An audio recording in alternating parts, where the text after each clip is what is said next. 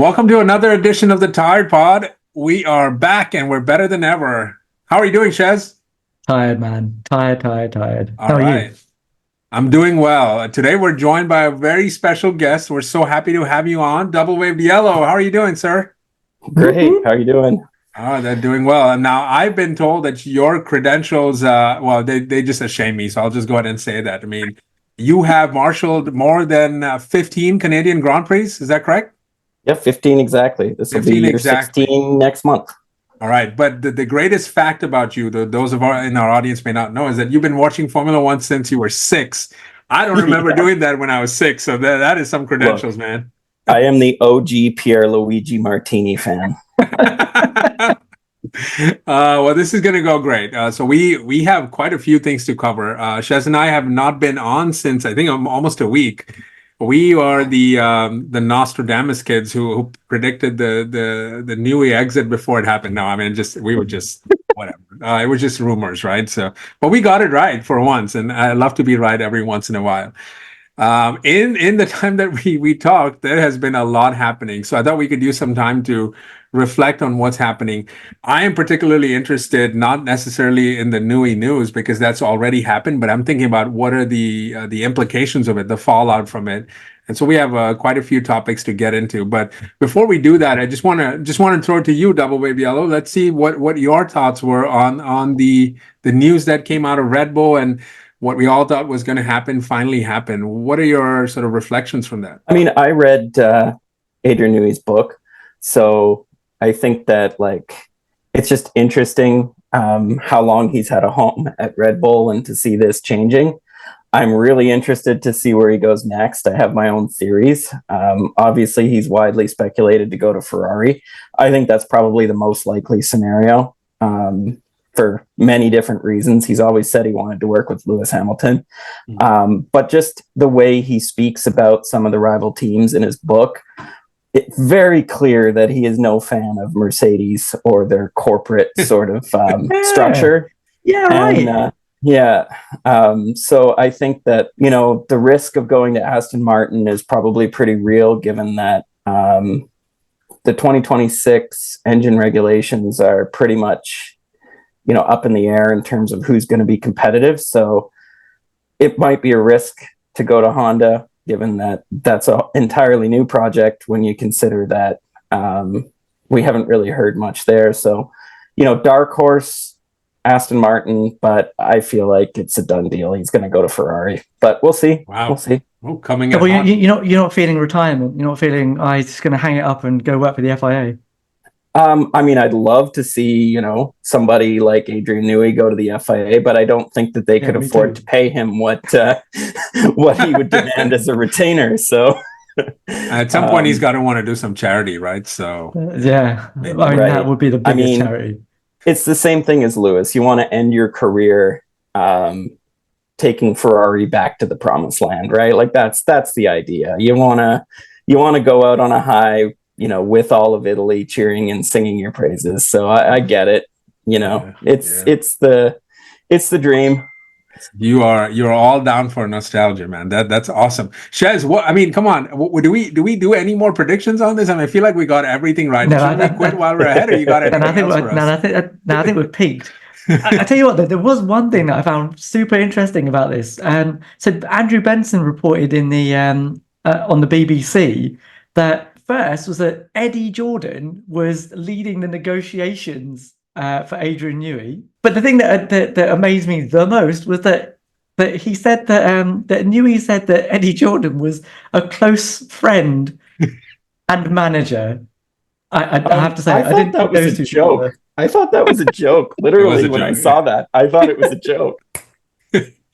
I just find it really interesting that Adrian Newey has nothing good to say about Toto Wolff and his regime at Mercedes, but is very happy to take managerial advice from Eddie Jordan. Although he did manage to get him out of his contract at Red Bull with no gardening leave. So maybe I'm underestimating him. Yeah, I think we have it all wrong, right? I mean, the world is going to end this year because of everything crazy that has happened. We've only been 5 months into the year, and it's just it's falling apart literally everywhere. And Formula One is sort of the perfect symbol of all of this. The Lewis Hamilton news, and now this, and this is not even going to be the end of it. I did think that was funny too. One of the things that struck me with this, Shez, which you were kind of referring to retirement, right? Is I wonder if that statement, and that was made by Eddie, right?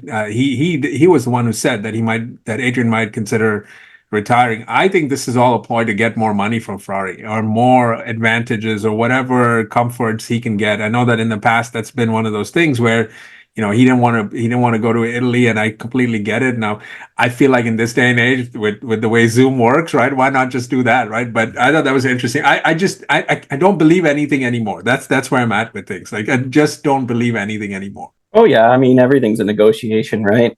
Even I saw the comments like there's so much unsubstantiated stuff on Twitter these days, but just the stuff about negotiating his exit, he had to have like an amicable statement. Yeah, to say that he wasn't leaving because of any things. Yeah, it's like who knows if that's true. You can't believe everything you see on Twitter these days. But if it wouldn't surprise me if like every little thing is a negotiation and a ticking box exercise of like. The interesting thing about Newey is that he almost went to Ferrari once before, and he just wasn't convinced about the management. Twice before. 2 times. So I do want to. You did sort of talk about where I want to segue to, right? Which is the rumors and everything. I just kind of want to take a step back with all of this, right? Because I felt it was interesting that we were getting these rumors about him leaving even before everything was happening. Now, generally, if you get this kind of stuff with like drivers and maybe even more sort of front of the media, front of the fans' personalities, but for a guy that is sort of hidden in and sort of the behind the scenes of it, I thought that was very interesting. So I want to ask you guys about that, but I also want to frame it in this context, right? So he's negotiated presumably an early exit with no gardening leave, whatever that means, and sort of we can argue the semantics and sort of the vocabulary of that, but it seems like he's going to be able to join Ferrari if he wants, as soon as he wants to, right? And so that leads me to this question of, well, what is actually happening behind the scenes that this man was able to negotiate that? Because if there was one guy I thought they wouldn't allow to sort of let go without a gardening leave or without some sort of binding agreement, right? It would be him, right? So don't you guys find that pretty odd that he's able to leave and like at the very next day, maybe take a week off and then join Ferrari? Like that's just kind of how this is going to play out, isn't it? I thought he can't leave until January. I thought he still has 25, right? Yeah, January 25. But right, but wasn't there a rumor about the fact that there would be a 1-year sort of gardening leave period or something? And he'd be starting at 27. Yeah. Well, it just tells you that every F1 contract, whether it's driver or chief technical officer, isn't worth the paper it's written on, and there's ways of getting out of whatever you need to. You know what I mean? And I'm looking forward to his second book. We'll find out. There will definitely be some appendixes to how to build a car for sure. Because this episode, I'm looking forward to hearing from him. So Shez, go on then. We've talked about what's happening behind the scenes at Red Bull, and with this move and all of the subsequent chatter that's coming from Yoss too, right? It does feel like the team is sort of coming apart at the seams. So maybe I'm reading into it too much. Like what is going on? How was this even possible? I mean, we talked about the reasons beforehand, right? That I think Newey needs 2 things out of Formula One team. He needs success and he needs credit. The success was starting to, I think from his point of view, was being threatened by the fact that there's some internal politics going on between Horner and the Austrian side of Red Bull. So that potentially means the success isn't there. And then the fact that Horner has come out on record and said that we're not dependent on Newey. Those are things that Newey doesn't want to hear. He said this throughout his career when he was at Williams. One of the major sticking points was the fact that they wouldn't pay him more in his contract renewal, because he's basically like, well, if you're not going to pay me more, you're telling me that you don't think that my contribution isn't worth it to you. Fine, I'll go. right? And that's what it's been throughout his career, and it's what I think he's doing now. I think that for me is actually the bigger part of this than the divide between Horner and the Austrians. I think it's the fact that they're saying, well, we don't need you anymore. Let me get you on this double too, because one of the things is, yes, whatever Adrian's reasoning is makes sense, right? But I'm looking at it from the Red Bull perspective, right? Even if you didn't think that Adrian was behind, this sort of dominant run, right? You're actually risking the chance of him going elsewhere. And isn't part of the idea to not let your competitor have that competitive advantage, right? So why would they have let him leave on what seems like very amicable terms, and which normally doesn't happen? What do you think is going on there? So I think, and this is the thing, this is all speculative. I don't think any of us know what's going on, and they run a really tight ship there. But if you're looking at just any organization, and we've all worked for, companies, and we see how politics work, I think that who's loyal to which factions. And it's probably came down to somebody versus, whether it's a Horner versus Newey, or, he goes or I go, or say that it's a Pierre Vacher thing where, I'll seek other opportunities if, or maybe Horner felt that Vacher was more loyal or more, who knows what the reality is. But I think it has to do with there became a situation where the status quo was untenable, and there were factions within the team, and battle lines drawn, and they had to make a change that would either solidify power for now or well into the future. And maybe they were saying, okay, we could get 2 more years of Adrian Newey, or Pierre Vacher's our guy, and he's our guy forever. And maybe that's something that they weighed the pros and cons, and the amount that Adrian Newey is making, and the amount of time they see he has left in terms of his age and his career aspirations and all the other things he likes to do. Like, you got to spend all that money at some point. So they might say, well, it might risk a longer term asset by keeping this guy for a shorter term. And it just becomes a choice. It's not necessarily this like massively backstabby sort of situation where there's all these people at each other's throats. It could just be a practical reality of these timelines don't add up. And, there's too many chiefs and not enough credit. There's too many people. Like, it's that whole thing, failure is an orphan, but success is like everybody wants to take a piece of it, and they want to say, oh, this is all my doing. Well, that's what breaks up great teams. That's what breaks up championship teams in any sport is that dynamic. So the family breaks up, doesn't it? It's been repeated like time and time again. But I'm not like, you see the renewal in some of the teams, like, if you can have that turnover but bring a new voice in, then you can keep the dynasty going. But we've seen others crumble, and then you have like Mercedes, where it wasn't even like they still had the band together and it fell apart because they didn't nail the regulations. So it's not, the exception could be, it might not be the end of an era. It could be just a continuity thing. We don't know yet. Like, we can't really draw any crazy conclusions. I think Adrian's a very important guy, but we can't say that Red Bull's dead in the water yet, especially with the advantage they're starting with. Yeah, I mean, I'd agree with that, but I do take Ammar's point that Newey leaving Red Bull and going to another team is a different kettle of fish to a driver leaving a team and then going to another team, right? Because it's, a driver brings certain things, and we talked about this somewhere. We had a very, very short Twitter argument about this. That I still think that the biggest performance differentiator within a car is the driver, right? They are. So if you're trying to bring performance to your team, a driver is part of that equation. But in terms of setting the template for what the concept of your car is going to be, how you're researching things, having a mind like Adrian Newey isn't just a loss for Red Bull, it's a gain for whoever gets him. He's not an object. I'm sorry, I'm not trying to objectify Adrian Newey. But whoever gains from his expertise, that's a double loss for Red Bull, right? So I take your point that it's not that, yeah, there is a case of future-proofing your team, and that would be fine for Red Bull if that meant that Newey was just retiring, but losing that asset to another team for them to gain the advantage, which there's no evidence to say that he's lost. In fact, there's a huge amount of evidence to say that actually he's still making the big differences. I agree with you.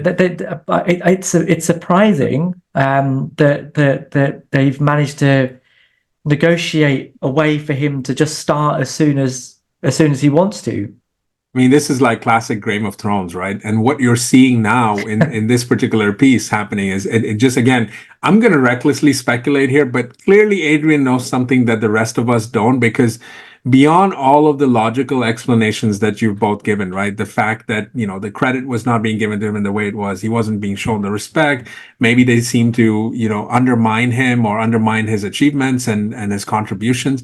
I do think that those things add up in a way, but then there's something that tips the scale, right? And we've tried never to speculate on what the Christian Horner situation was, but I think laid within that whole power struggle, battle, controversy, whatever we want to call that, there's something that Adrian knows.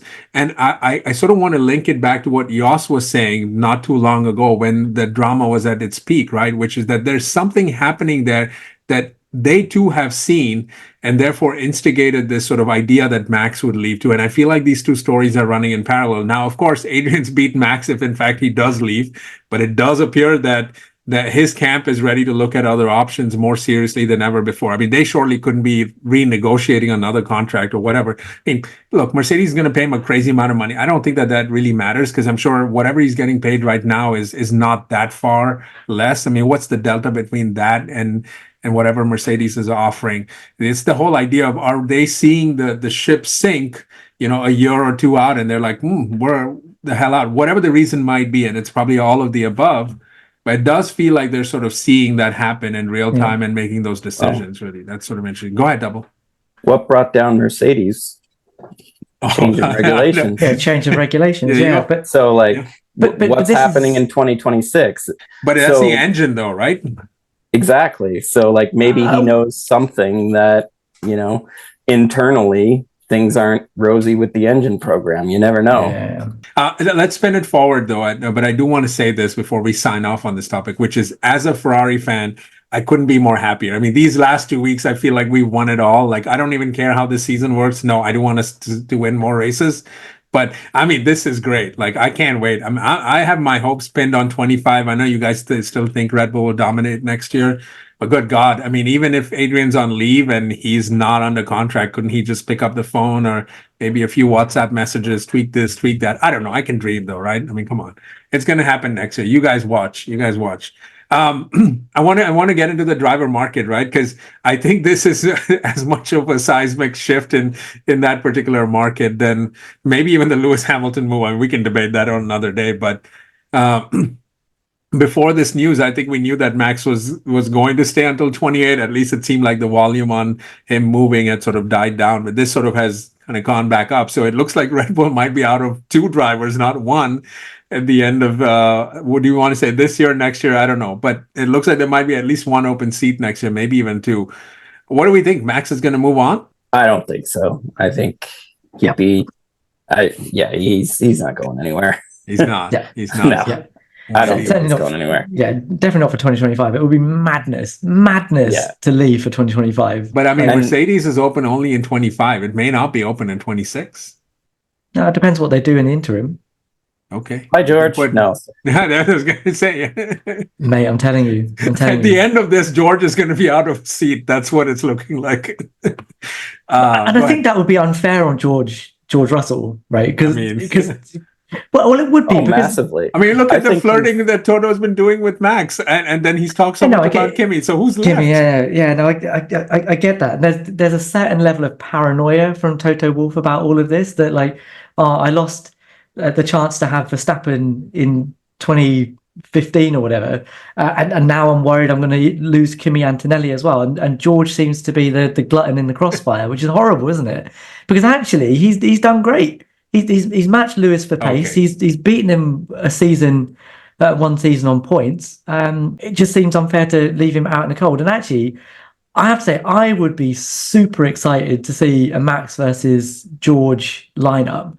I think to see At how Mercedes. those two go wherever. Look, I am not going to do any George slander while Diplo's not here to defend himself. That's just the rules, right? Diplo had his say, man. Diplo had a big say on this channel. He did have a say. Yeah. He's going to feel really bad when he watches this. George is at the level of any of the other sort of young up and coming drivers that are looking to take Max's crown. Like I don't put him below Charles or Lando or, even Piastri potentially if he gets, that pace that we know he has. Yeah. I think in terms of somebody who can win the next championship, it's just as much his as anybody's.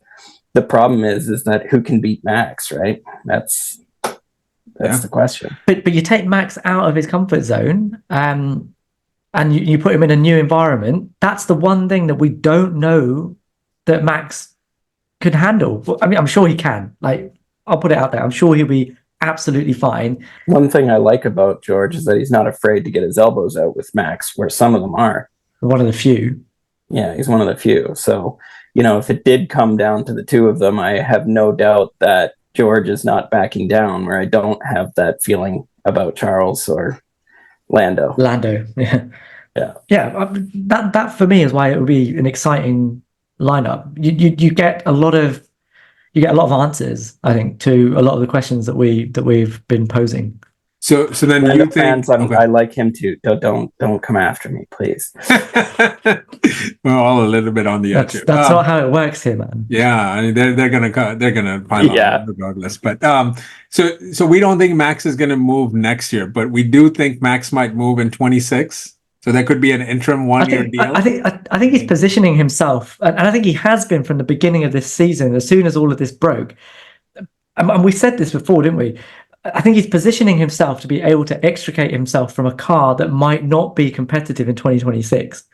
And we already said that the powertrains was the big unknown. No matter how many new dynos and how many new staff Red Bull powertrains are hiring, it's a complete shot in the dark for them, and they're having to learn stuff as they build, which is difficult. And the noises, as you said, Double, that are coming out of Milton Keynes are not always positive. And Max can only listen to that and go, not sure this is the seat anymore. Let's move it forward then to what Carlos Sainz's decision looks like, because it looks like on the one hand he can go to Audi and wait 2 years, or he can go to Red Bull and wait 2 years, or however long that takes for itself to resolve itself with the new power units. But what do we think? What do we think he's going to do? I mean, clearly there's only one seat left at Sauber now, and so what does he do? I think he's probably changing his mind as much as the reports are. I can't imagine how hard his position is to, like, you've got limited options and only one chance to nail it. I bet you him and his management team are going back and forth every day, and we won't know. And I hate to say that I don't have a prediction, but I really don't know. Yeah. I really don't know where he's going to end up. Yeah, I can't imagine being his sort of notebook that has the pros and cons of every team. That's got to be changing every day, right? Shez, go ahead. Yeah, but a lot of it isn't down to him. He is, again, sure, as is always the case with Carlos Sainz Jr., a victim of circumstance. Pieces move around him, and he's left with whatever's left, right? He'll get a drive somewhere. The only team that are actively calling him over are Audi, but they're probably the weakest of all of the choices that he has. So he's left to wait. He's left to wait for other people to make decisions, and then take what he's got left. And it's horrible because he's been performing better than almost anyone this season. If that max seat opens up at Red Bull, do you think he should take it? Because whatever that iteration of Red Bull looks like has to be better than what Audi Sauber looked like, right? Or no? Jacques Villeneuve on my wall says that one world championship is worth never having another race win ever again. I agree. So if there's any path into Red Bull next year, he should take it. Yeah, that's it. 2026, I wouldn't gamble on it, but who knows? Yeah. But what's he gambling? Like if in 2026 any of those seats are equal, 2025 if he gets into a Red Bull seat, whether it's against Max or instead of Max, Well, that's the best seat available to him, I think. But the following season, everything's up in the air, isn't it? We don't know how the cards are going to land. I think that a lot of the crux of that decision making might boil down to what 26 looks like, right? Because I could envision, I mean, given the Mercedes scenario that we just talked about, there could be a 1 year stopgap at Mercedes if that's kind of what both parties want. Maybe Carlos does that. He takes the 1 year at Merck. Merck has a chance to give Kimi Antonelli a try at some point later on in the year. I don't know. Then they kick George out because they're going to bring Max in 26. I don't know. But in that situation, then Carlos would sort of go back. And look, Carlos and George could end up at Red Bull in 26. I mean, this is what we're talking about now. It's just crazy. It's just crazy. Now, okay. Well, so maybe take the Red Bull seat, obviously, if it's there. But if not, then I guess take the money and go to Sauber, right? Or Are we just assuming that Checo's staying there? Well, yeah, I mean, that's the other thing we can talk about, right? I mean, this is interesting. I don't know if the Newey news actually makes a particular impact on Checo, right? A long time ago, I read something about him considering retirement. I don't know if the current circumstances sort of, lead up to that in any way. That might have just been a rumor or some sort of conjecture, but I think that would be interesting, right? Where else does he go? Yeah, I mean, it depends on, like, he's very much Christian Horner's guy, right? So depends on how that goes, but it's a crapshoot, right? Like, it depends on how he performs for the rest of the year too. If he's still, languishing in the upper half of the midfield and qualifying far too often than he should be, or if he kind of regresses, like right now, Red Bull has enough of an advantage that he ends up on the podium anyway. But if we start to see like a repeat of his performances at the end of 23, then, maybe that Sainz Max combo becomes more palatable. And then it's just, does Carlos want to be Max's teammate again? Yeah. I think he'd relish that, especially if I think so. I think he'd be up for that. And I think it'd be fun to watch. That would be a really fun pairing. Yeah. Well, I mean, they've been together before, so. Yeah, it was fireworks. That's right. Yeah. Well, I think, and I guess now Christian Horner has to step back, and if it does seem like Max is trying to force his way out at some point, right? Do you then hang on to Checo because of the history that you've now built with him, right? And by the time you get to 26, you maybe do want to keep him because he might end up being that one stable force. And look, Checo's not Max, but he's been fairly consistent this year, and I think so far he's done almost everything that they've asked for, barring one race, and that comes to my mind anyway. But I think you're right. I think that this variable is sort of very, very interesting in that regard. Well, and so on that note, let's just go ahead and end this. And as always, thank you for watching. Please hit subscribe, like, drop us a comment. As always, we listen and read every comment. We actually listen to a few of them too. We respond to as many as we can. Thanks for watching.